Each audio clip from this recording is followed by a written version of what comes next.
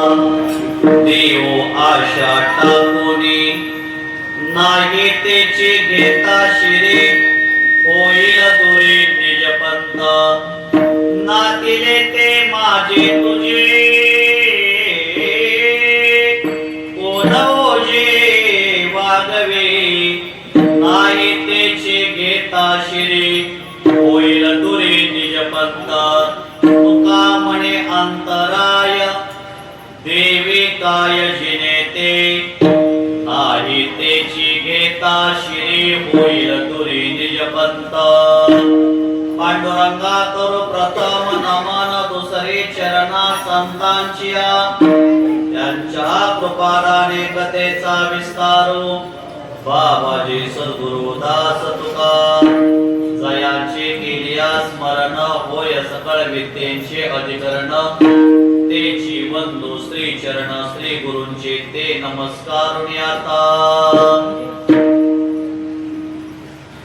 बंधनाचा तोडो fossa देव आशा टाकोने नाही तेची घेता शिरी होईल दुरी निज पंत प्रस्तुत प्रसंगी प्राप्त स्थळी संप्राप्ती सेवेसाठी निवडलेला अभंग वैदिक सिद्धांत शोधक सकल साधक जनबोधक संसार गतिरोधक पंढरीपत साधक चंद्रभागा मातेप्रमाणे इंद्रायणी मातेप्रमाणे पावन करणाऱ्या अभंग संहितेतील अभंग सेवेकरता निवडलेला आहे। सर्व माता भगिनी, वडीलधारी मंडळी, सर्व गुणीजन मंडळी, सर्व कलाकार मंडळी, सर्व महाराज मंडळी, सर्वांच्या एकत्रीकरणामध्ये कार्यक्रमाला लाभलेले हे सौंदर्य आहे।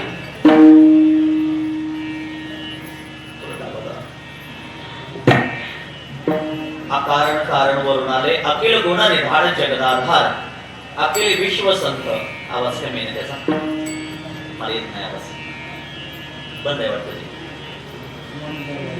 अखिल संत मान्यारी माता भगिनी वडीलधारी मंडळी सर्व गुणीजन मंडळी सर्व कलाकार मंडळी सर्वांच्या हसीम अपार अपूर्व अशा कृपानुग्रहाने पावन झालेल्या या गोरपडवाडी गावामध्ये आपण सर्वजण मिळून गेल्या अनेक वर्षापासून श्री ग्रंथराज ज्ञानेश्वरी पारायण सोहळा व अखंड हरिनाम सप्ताह वर्ष 23वे आणि या 23व्या वर्षामध्ये माझ्या वाटेला आलेली ही 4थ्या दिवसाची कीर्तन रूपी सेवा आहे। समस्त ग्रामस्थ तरुण पारमार्थिक प्रेमी पारायण मंडळ आपलं हे गोरपडवाडी गाव या कार्यक्रमाला सर्व गावकरी मंडळी आता काहीच करू नका, खूप छान आवाज येते, फक्त नॉर्मल थोडा आवाज पण द्या, बाकी काहीच करू नका। सिस्टीम साठी टाळ्या वाजवा, छान आहे। नवर मंडप दगडवाडी व्यासपीठ चालक हरिभक्त पारायण आदरणीय कीर्तन साथ अनंत महाराज अरबट महाराजांसाठी टाळ्या वाजवा।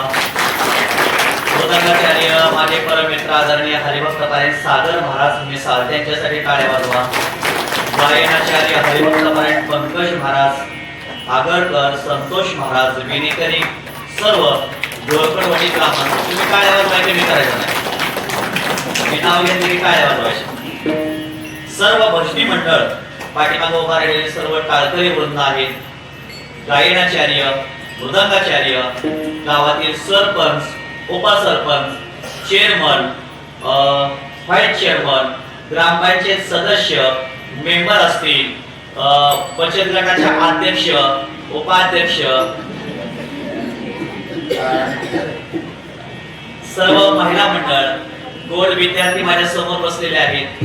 विद्यार्थ्यांना या ठिकाणी धन्यवाद देतो, ग्रामस्थांना धन्यवाद देतो, टाळकरी मंडळी आमचे काका या ठिकाणी भाऊ या ठिकाणी उभा आहेत, भाऊंना धन्यवाद देतो। सर्वांना या ठिकाणी विनम्र भावाने नमस्कार करतो आणि सेवेला या ठिकाणी प्रारंभ करतो। कीर्तन बरोबर 11 ते 11:15 पर्यंत या ठिकाणी सेवा करायची आहे। जर थोडाफार उशीर झाला तर फक्त एक विनंती, कुणी कीर्तनात उठून जायचं, कुणीही कीर्तनात बोलायचं, कुणाचाही कीर्तनामध्ये मोबाईल वाजू द्यायचा हा, आणि कीर्तनात कुणीही भजन करायचं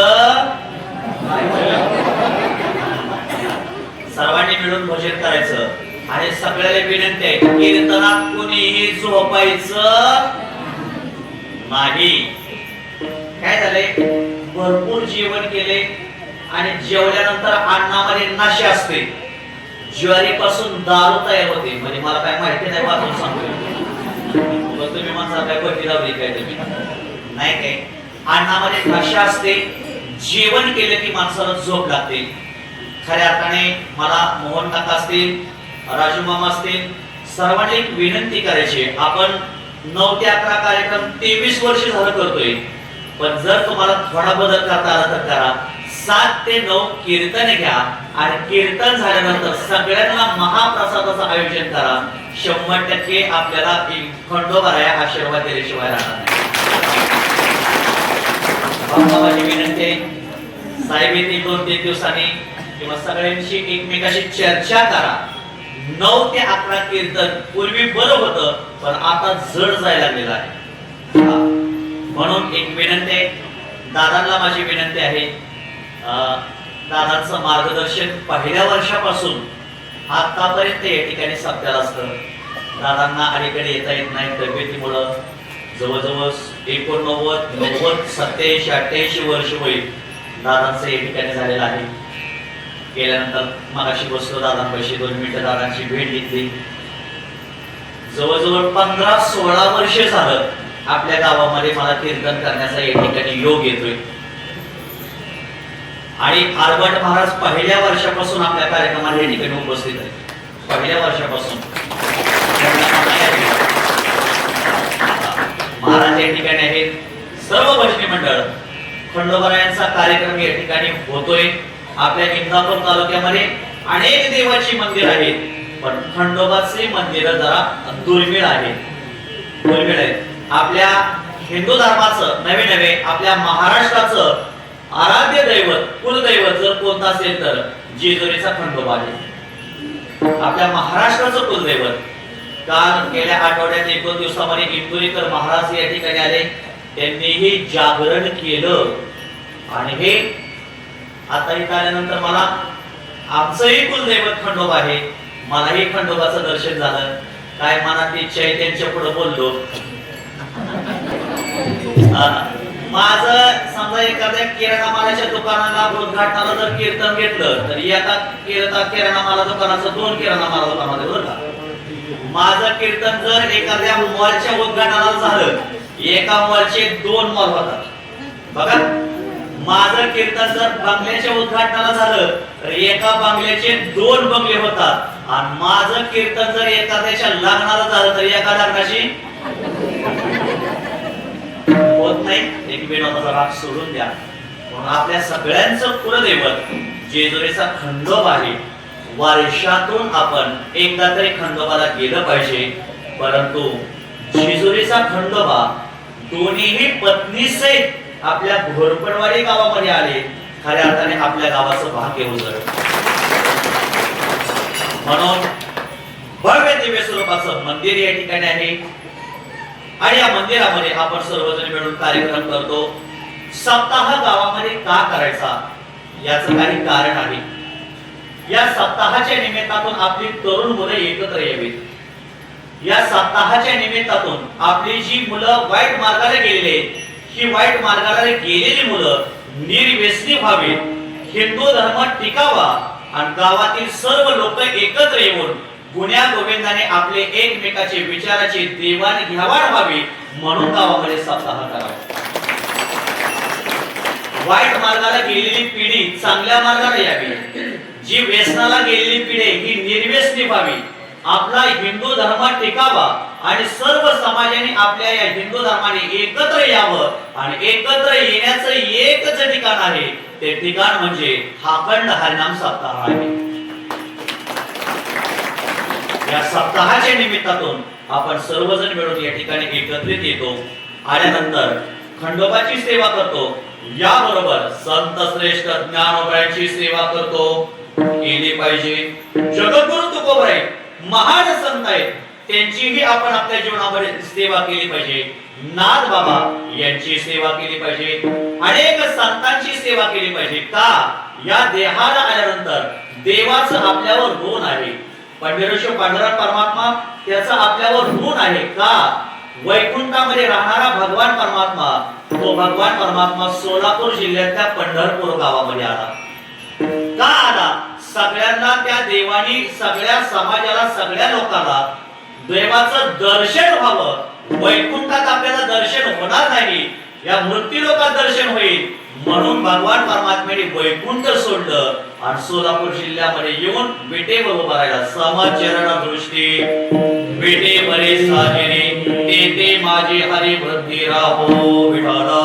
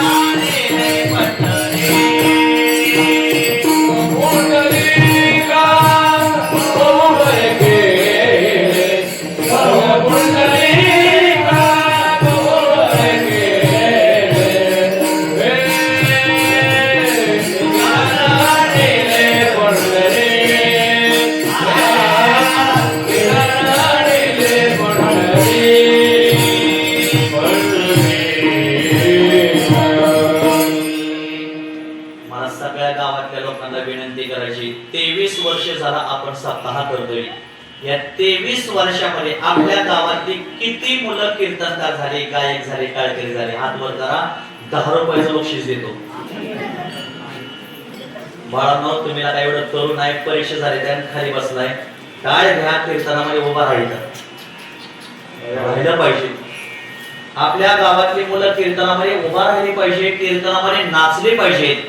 माझी संस्था आहे, परंतु उद्या मुलांचा पेपर आहे, शेवटचा पेपर आहे. कोणता आहे? इंग्रजी पेपर आहे, म्हणून आणले नाहीत लेकरं, नाहीतर लेकरं खूप चांगले नसतात. बाळांनो, तुम्ही टाळ्या घेऊन उभा राहिलं पाहिजे, नाचलं पाहिजे. गाये नाचे उडे आपुल्या चंद्रे, मनाच्या आनंदे आवडले. तुमच्या गावातला मुलगा टाळकरी, कीर्तनकार, मृदंगाचार्य व्हावा असं वाटत असेल, 1 मेला माझ्या संस्थेवर आणून सोडा. शिबिर आहे संस्थेवरती 10 दिवस. तिथून पुढे ज्या मुलाला वाटेल की महाराजांच्या संस्थेत राहावं, 2-4 वर्ष मुलं ठेवा, महाराजांबरोबर आपल्या गावची मुलं तयार होतील. सप्ताह किती दिवस केला याला महत्व नाही, या सप्त्याचा आपल्यावर परिणाम किती झाला हे महत्वाचं आहे. रास किती मोठे हे महत्वाचं नाही, त्यात कण किती आहे हे बघा ना, हे सगळ्यात महत्वाची गोष्ट आहे. आपण आता आज 23वा वर्ष आहे, 24, 25 आणखी 2 वर्षांनी रौप्य महोत्सव साजरा होणार आहे. याचा विचार करा. रौप्य महोत्सवामध्ये आपल्या गावातली कमीत कमी 2 वर्षात 25 मुलं टाळ घेऊन उभा राहिली पाहिजे, एवढे हात जोडून विनंती आहे मला. अजून वेळ गेली नाही, 25 मुलं तयार करा. कमीत कमी रौप्य महोत्सवाच्या कार्यक्रमापुरतं तरी तुम्ही तयार व्हा. तिथून पुढे नाही तयार झालं तरी चालेल. आता 2-4 मुली उभा राहिले, छान समाधान वाटतंय. 2 लेकरं उभा राहिलेले, समाधान वाटतं. किती छान अलीकडे तर लेकरं हसते बघा ना, एकच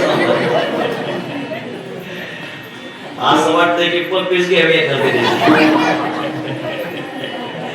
छान आहे. एक विनंती आहे मला, आणखी विचार करा. कालेच्या दिवशी सगळ्यांनी विचार करा, मला फोन करा. आपल्या गावातली मुलं शिकले पाहिजेत. विठ्ठल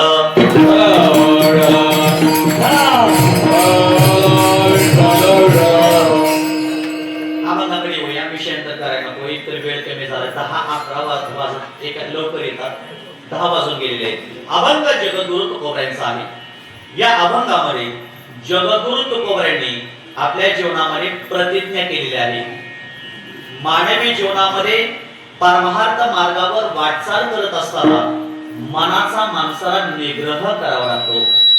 जोपर्यंत मनाचा निग्रह होत नाही तोपर्यंत माणसाला देवच मिळत नाही. शबरी मातेनं देव मिळवण्यासाठी तब्बल 80,000 वर्ष तप केलं होतं. मिलने परम तपस्विनी शबरी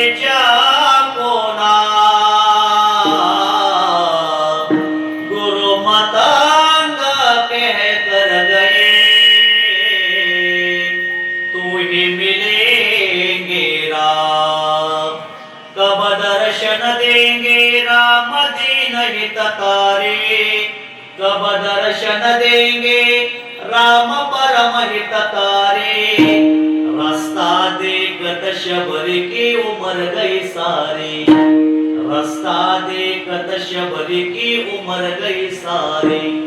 देवाच्या भेटीसाठी शबरीची उमर निघून गेली. उमर म्हणजे काय?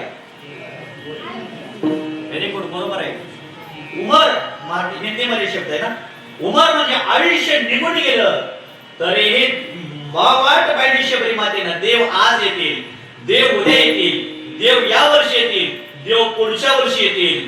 तब्बल 80,000 वर्ष देवाची प्रतीक्षा शबरी मातेने केली. आणि आमच्या कलियुगामध्ये माणसाला आज माळ घातली की वाटतं उद्या देव मिळाला पाहिजे. सोपं आहे का? सोपं नाही. खूप तप करावं लागतं. तपाचे सामर्थ्य तपेन्नला अमोघ चिरंजीव कल्प वैकुंठी नाते, तपे विना दैवत दिदल्या विना प्राप्त, गुंजे विन हित कोण सांगे. लोणचं मुरल्याशिवाय गोड लागत नाही, मुरावंच लागतं. तसं तप केल्याशिवाय, साधना केल्याशिवाय माणसाला जगामध्ये देव कधीच मिळत नाही. उता आज माळ घातली, 2-3 दिवसामध्ये लगेच देवाची भक्ती करायला सुरुवात केली की लगेच वाटतंय माझं चांगलं देवाने केलं पाहिजे, माझ्या घरामध्ये सुख दिलं पाहिजे, माझ्या घरामध्ये देवाने समाधान दिलं पाहिजे. बाबांनो, जोपर्यंत तुमचा भक्तीचा प्रवास पूर्ण होत नाही तोपर्यंत देव तुम्हाला कधी मिळत नाही आणि देव सुख समाधान कधी देत नाही. हे वाक्य काळजावरती घरी जाऊन करून ठेवा. तसं आपल्या जीवनामध्ये गुरुवार्या संदीपान महाराज शिंदे हाशीगावकर बाबांचं एक वाक्य आहे, देवाची माणसाने कधी परीक्षा घ्यायची नाही, देवाच्या कृपेची माणसाने प्रतीक्षा करायची असते. हा विडाला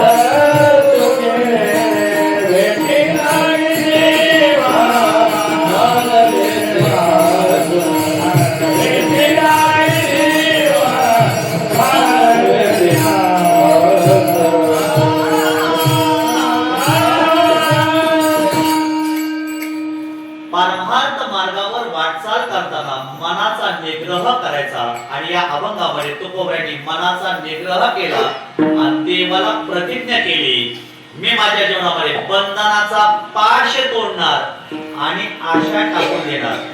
पण हे बोलणं जेवढं सोपं आहे तेवढं करणं फार अवघड आहे. बोल बोलता वाटे सोपे, करणे करिता टेर कापे, नोहे वैराग्य सोपारे, मज बोलताना वाटे करे. बंधनाचा तोडू फासा आणि आशा टाकून देऊ, हे बोलणं जेवढं सोपं आहे तेवढं करणं फार अवघड आहे. हा, पण काही नुसती माणसं बोलतात मी बंधन तोडलंय, बंधनाचा पाश तोडलाय. का? समाजाने फक्त आम्हाला मोठं मानावं म्हणून, समाजाने आम्हाला मानावं म्हणून. फक्त वरून दिसायला त्याग दाखवतात पण आतून त्याग नसतो, खरा त्याग नसतो, फक्त दाखवायला त्याग आहे. आता उदाहरण सांगतो, ऐका, लक्ष द्या. झोप लागली का तुम्हाला? आहे का नाही? हा काय झालंय? फॅनची हवा ह्याच्यामुळे नेमकी गुंगी लागली आहे.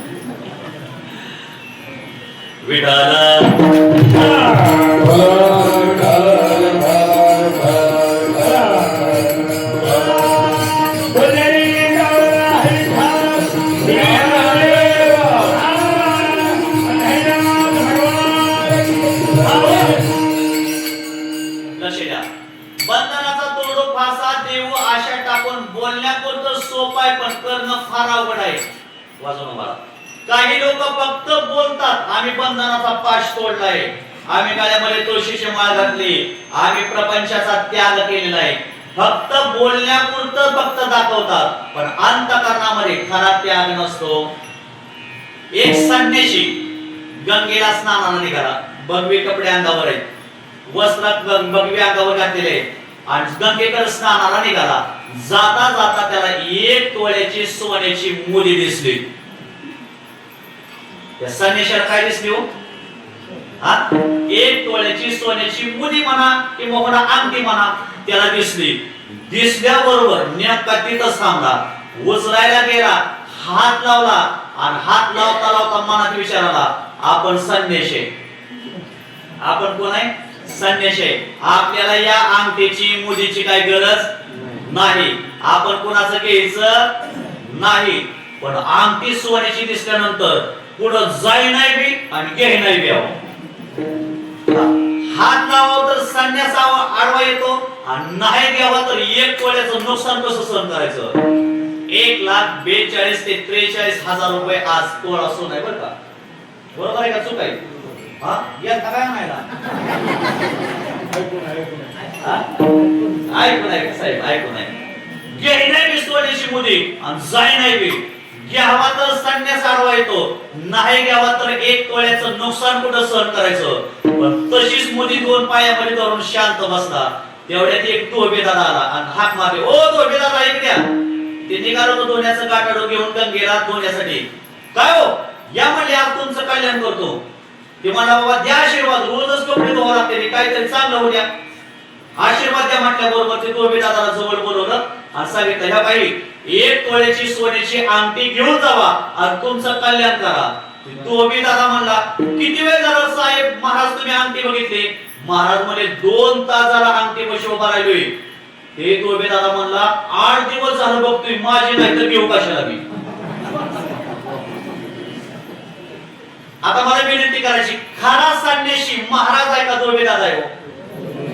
तुका म्हणे ह्याची आश्रमाचे बळ, परमपद बळ वैराग्याचे. समजा तुम्ही लेकरांनो शाळेत निघाला, शाळेत निघाल्या बरोबर जाता जाता बॅग पाठीमागे अडकवली, चालत निघालाय आणि तुमच्या समोर 500ची नोट पडलेली असली, तुम्ही ती 500ची नोट मला आणून द्यायचा का केशात घालचा? मला लवकर साठवायची शपथ आहे. हा सवय कीर्तनात हाय म्हणून तुम्हाला देतोय म्हणताय. कुणी कुणाला रुपया देणार नाही, नाही देऊ शकत. कारण जगात पैसा प्रत्येकाला प्रिय आहे. जगात पैसा परमेश्वर, ऐका ऐका अहोमेश्वर. काही करा पण कमवा, सांगतो ऐका या लवकर. जय जय राम कृष्ण हरी, जय जय राम कृष्ण हरी. ज्याच्या पाशी भरपूर पैसा श्रेष्ठ या जगी तोची करे. सत्यनितेचा काळ नसे हा, सत्यवासी उपवासी मरे. पटतय का विचार करा, प्रश्नाला द्यावे उत्तर. जगात पैसा परमेश्वर, आई बाप मुले रडते.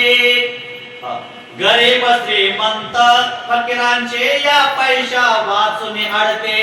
अहो अहो या पैशामुळे जगते नको नको तेही घडते.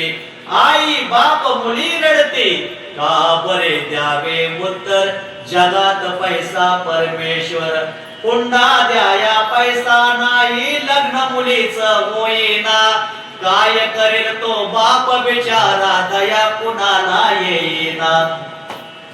पुन्हा द्यायला वडिलांकडे पैसे नाहीत म्हणून दया कुणाला येत नाही. जा चौकेवर जा ठाण्यावर कोर्ट दरबारी जावे शानात होईल काम तुमचे पण नोटांचे पुडके द्यावे मग काय तिथं बस हे घ्या मग काय पुढचे मिळे मान मिळे का बरे द्यावे उत्तर जगात पैसा परमेश्वर ऐका ऐका अहो मिस्टर काही करा पण कमवा सांगतो ऐका या लवकर जय जय राम कृष्ण हरी जय जय राम कृष्ण हरी एवढं बसलं मध्ये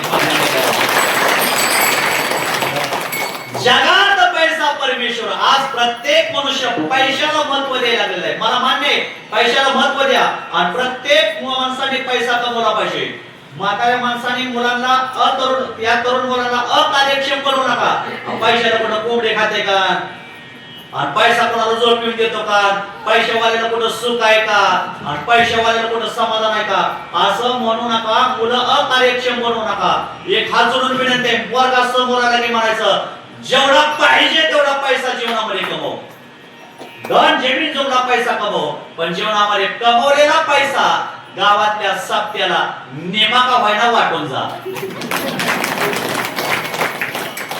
वाटला पाहिजे का पैसा कमवाही आणि त्याच्याबरोबर आपण आपल्या जीवनामध्ये धन सप्त्याला दिलं पाहिजे म्हणून तो संन्यासी खरा कोण आहे जो ग्रस्त आश्रमी व्यक्ती खरा तो सने एका जनार्दनी ग्रस्त आश्रमी बरा भजे ते बाजारा उभ्या होय पण जगद्गुरु तुकोबाई खऱ्या अर्थाने खरे संन्यासी आहेत त्यांनी त्यांच्या जीवनामध्ये काय केलं प्रतिज्ञा केली मी माझ्या जीवनामध्ये बंधनाचा पाश तोडणार आणि आशा टाकून देणार अभंगाचं पहिलं चरण बंधनाचा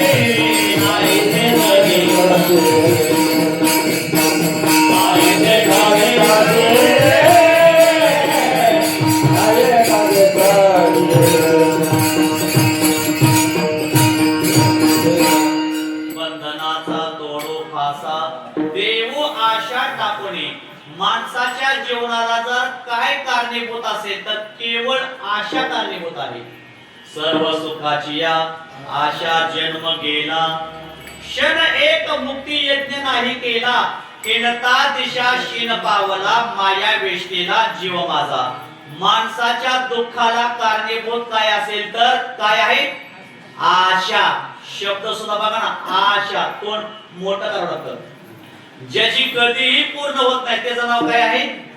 आशा. मग एक करा, आशा सोडून द्या. काय करा?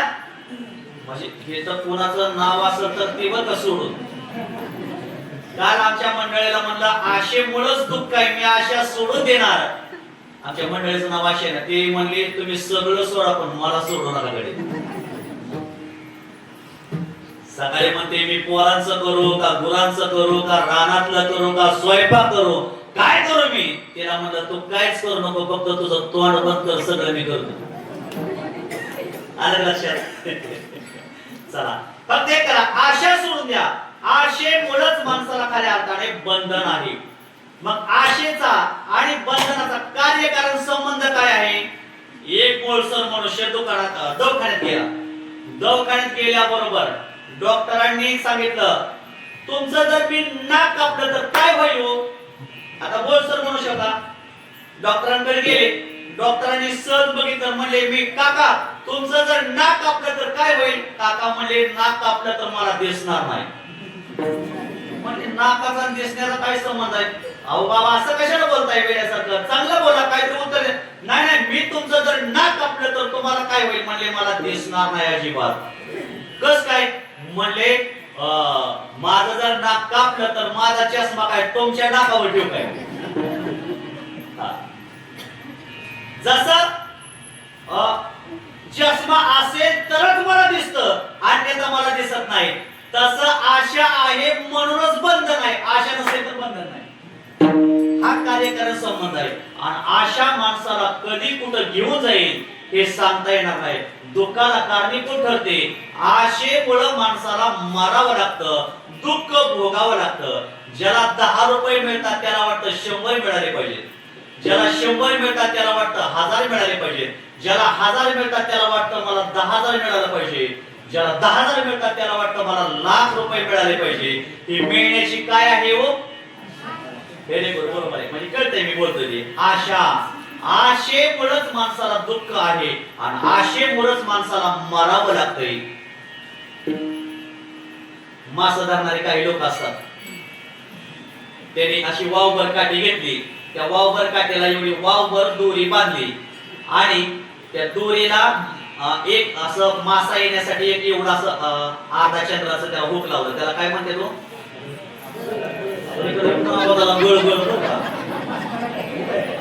मला वाटतं टाळ करायला माहिती नसेल ती. गळ लावला त्यांनी आणि त्या गळाला बाळांनो मासा येण्यासाठी तुम्ही काय लावता हो?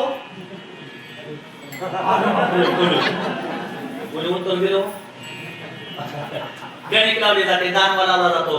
कणिक लावली आणि तो गळ पाण्यामध्ये टाकला आणि 2 मिनिटांनी कणिक खाण्याच्या आशेनं तिथं मासा जवळ आला.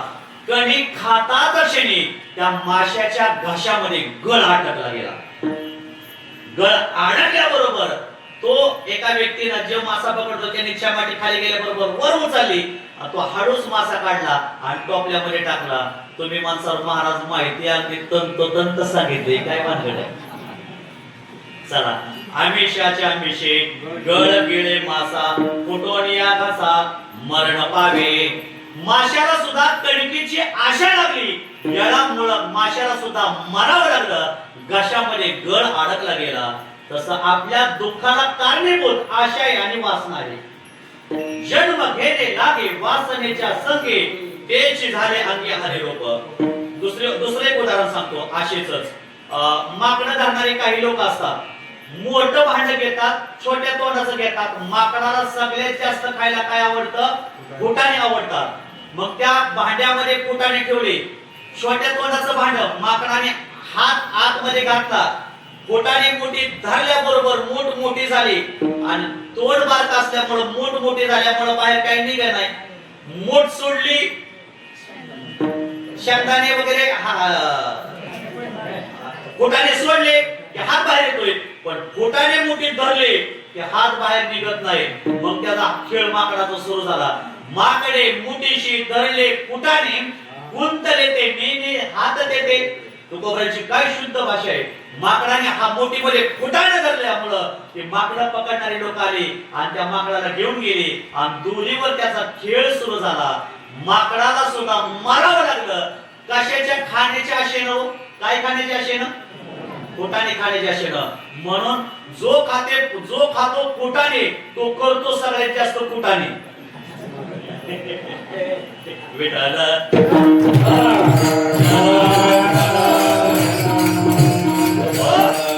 म्हणून माशाला मारावं लागलं कणकीची आशा. नंतर माकडाला गुंतावं लागलं फुटाण्याची आशा. आणखी एक उदाहरण सांगतो. आशेमुळे दुःख भोगावं लागतं. आशेमुळे बंधन आहे.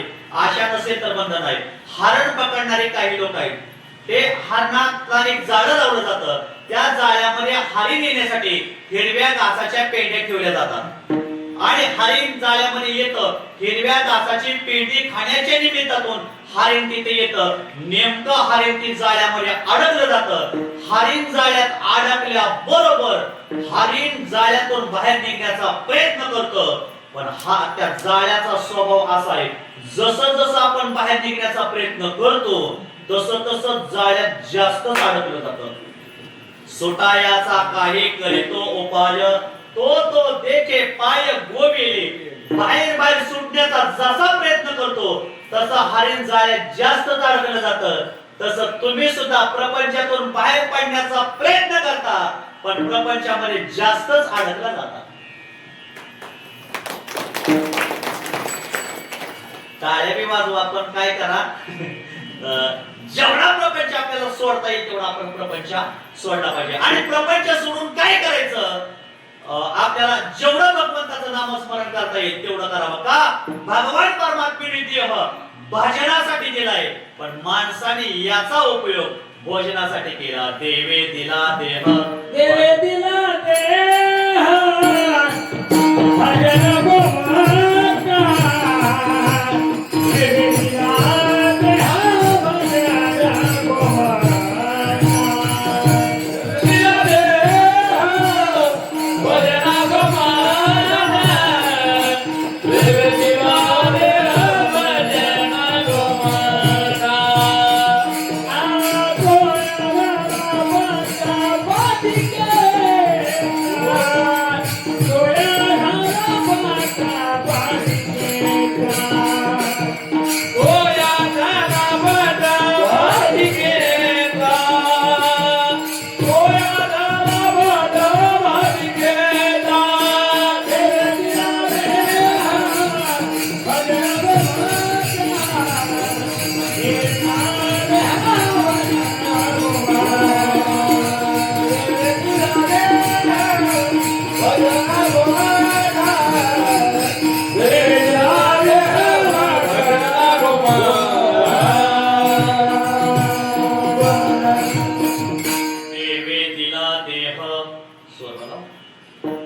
भजना गोमटा तोया झाला फाटा बाधिकेचा.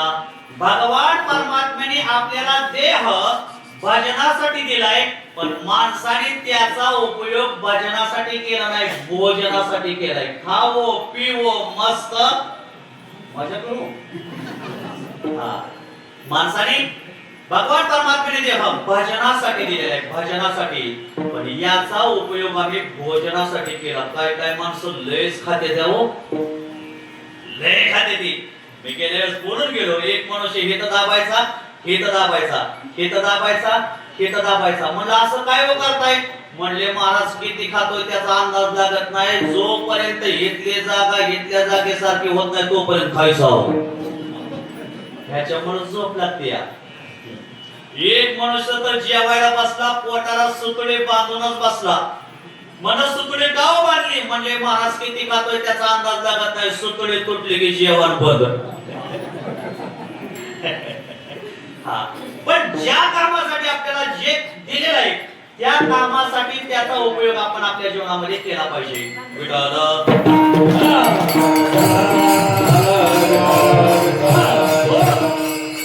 मी आता भागवताचं उदाहरण सांगणार आहे.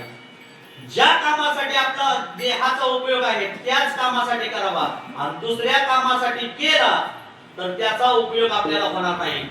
इंद्र पहाट स्नानाला निघाला. कर्ण पाटे स्नानाला निघाला.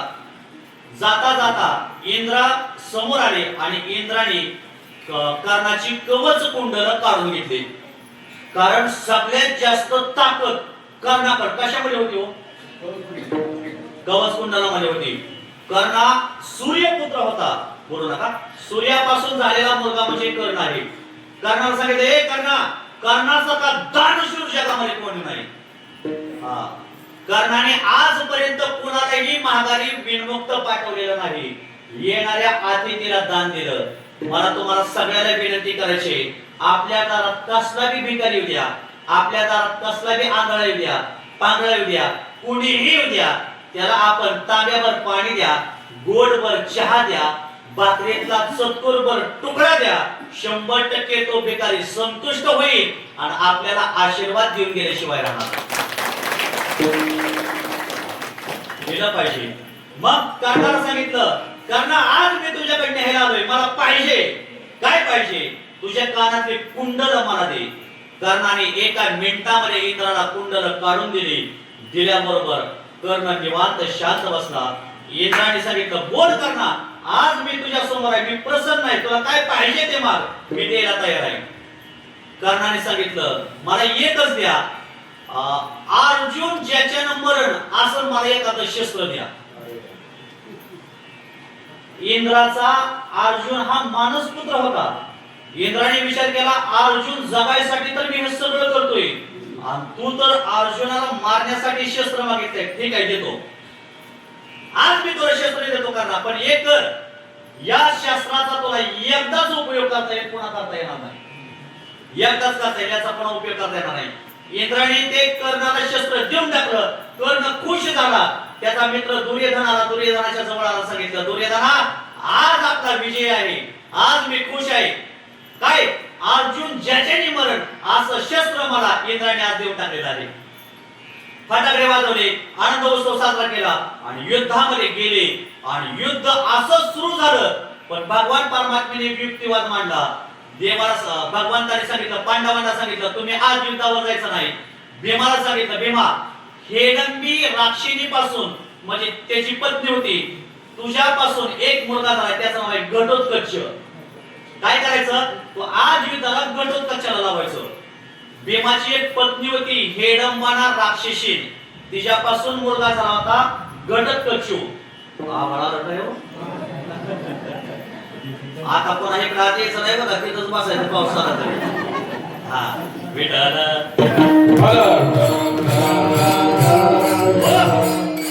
पांडवांना सांगितलं, आज युद्धावर घटोत्कचाला पाठवायचं. अहो, एवढा छोटासा मुलगा आणि त्याच्या तोंडावर मिशी पण फुटली नाही, कसं काय त्याला पाठवा? नाही, त्याला पाठवा. घटोत्कचाला पाठवलं. घटोत्कचाकडे एवढी ताकद होती, सगळं दुर्योधनाचं कर्णाचं सैन्य जर्जर करून टाकलं घटोत्कचाने.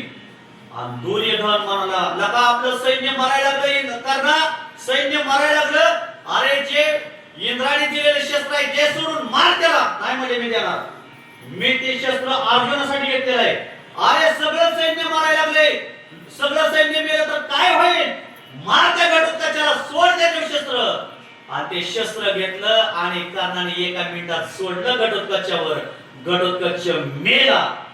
दुर्योधन आनंदी झाला, पण कर्ण मात्र दुःखी होता. अहो, ते शस्त्र घेतलं होतं अर्जुनासाठी, पण त्याचा उपयोग केला घटोत्कचासाठी. तसं देह दिलाय भजनासाठी, पण त्याचा उपयोग केलाय प्रपंचासाठी.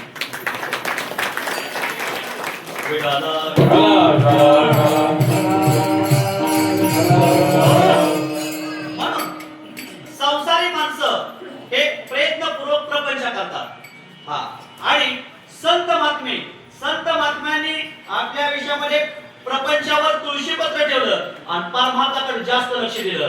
पण संसारी माणसं परमार्थ नशिबावर ढकलतात आणि संसार प्रयत्नाने करतात. संत महात्मे परमार्थ प्रयत्नाने करतात आणि संसार नशिबावर ढकलतात. हा, आज एखाद्या माणसाला आपण जर म्हणलं, अहो कीर्तन लय खूप चांगलं आहे, आज कीर्तन खूप चांगलं आहे, आजच्या दिवस कीर्तनाला येता का? ते म्हणतंय, आमच्या कुठला आलाय नशिबात, तुझं नशीब काय मसन वाटत गेलं का? अरे, संसार प्रयत्नाने करतो आणि कीर्तन ऐकायचं म्हणजे की नशीब ढकलतो. तसं आपल्या जीवनामध्ये संसार प्रयत्नाने करू नका, परमार्थ प्रयत्नाने करा आणि संसार नशिबावर टाकला एक दिवस देवाच्या जवळ जागा मिळाल्याशिवाय राहणार नाही. मुलींना तुम्हाला पण माझी विनंती आहे, तुम्ही स्वयंपाक करताना करायला शिकताना प्रयत्नाने करायला शिकायचा. हा तिथं ह्या 2-3 मुले तिथं पाठीमाग मुले कोणाला पुरणपोळीचा स्वयंपाक करायचो हात वर करून 5 रुपये बक्षीस देतो. अहो आता मध्ये गेल्या 1.5 महिन्यात नवीन मुलीचं लग्न झालं. अहो ते सासर सोडून घरी आल्या. गॅसच मिळणार तर काय करायचं. पाडव्याचा एवढा चांगला सण होता पण सासूबाईने सांगितलं सोनबाई अगं तू आली आता मी स्वयंपाक करून थकले अगं मला तुझ्या हातची पुरणपोळी खायची. आता बऱ्याचशा मुलींना स्वयंपाक करायला येत नाही होय. स्वयंपाक करायला येत नाही. मला फक्त विनंती करायची आईला मुलीला स्वयंपाक करायला शिकवलं पाहिजे. पण बऱ्याचशा मुली आता स्वयंपाक करतात पण कशा बघून करतात गुरुजी. हा मोबाईल वर एक ऍप्स आहे सुरुची किंवा कुठला ऍप्स आहे सांगा क्या होता केस करते होय. मग सासूबाई म्हणले ए सुनबाई पुरणपोळीचा स्वयंपाक कर पाडव्याचा दिवस आहे अक्षय तृतीया चांगले मला तुझ्या हातचा स्वयंपाक करायचा आहे. मग तिनं मोबाईल काढला आणि मोबाईल बघून स्वयंपाक करायला लागली. सुंदर प्रकारची भाजी केली म्हणजे गुळवणी केलं. सुंदर प्रकारची भजी केली तोंडाला पाणी सुटत नाही. गुळवणी केली पुरणपोळी केली बहार केला पण आमटी करायच्या टायमिंगला मोबाईल झाला स्विच ऑफ. तिच्या मनात विचार आला गोरपडवाडी सगळी माणसं आहेत ह्यांना तिखट खायला लय आवडतं. बघूले बर भाजीसाठी तिनं 1.5 किलो हिरव्या मिरच्या टाकल्या. ती मिरची बी कसली कोल्हापूरची लवंगी मिरची. हा हिरवीगार बरोबर आहे हिरवीगार मिरची टाकली. सासूबाई आली म्हणली आज माझी तर एकादशीच आहे बाया. तेवढ्या तिच्या नवऱ्याकडे गेले सांगितलं ए आज तुझ्या बायकोने हिरवीगार आमटी केली तिखट जाळ केली अजिबात पिऊ नको. ते म्हणला माझ्या बायकोने केले तुला बघवतच नाही मी पिणार. आई म्हणली मग तू जाणार. असलं म्हणलं बरं वाटते राहायला. हा मस्तपैकी स्वयंपाक समोर आणून मांडल्या बरोबर एकच आमटीचा बोट घेतला कानातनं दुरण डोळ्यातनं घडाघडाच पाणी व्हायला लागलं. हा पत्नी म्हणली कस काय आमटी झाली हो. अगं आजच्या सारखी आमटीच नाही एकच नंबर आमटी झाली एकच नंबर. मग डोळ्यातनं पाणी का वाहतंय आनंद आशिवाय आनंद आशिवाय.